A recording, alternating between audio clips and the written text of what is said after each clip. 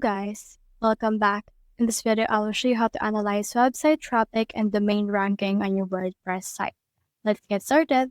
In order to do that, what we can do is we can head over and then copy in here our link.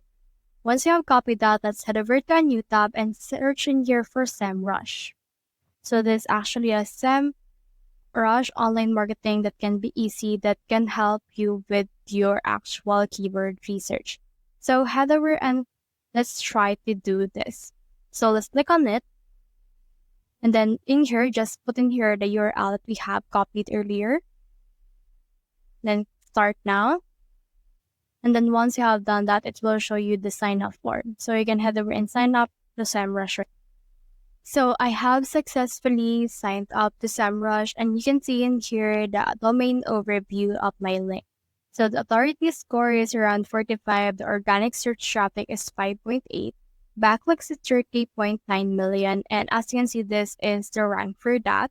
It is most agreeable or most searched in this particular country. Second is India, and the third is US, and the other is actually just 22%.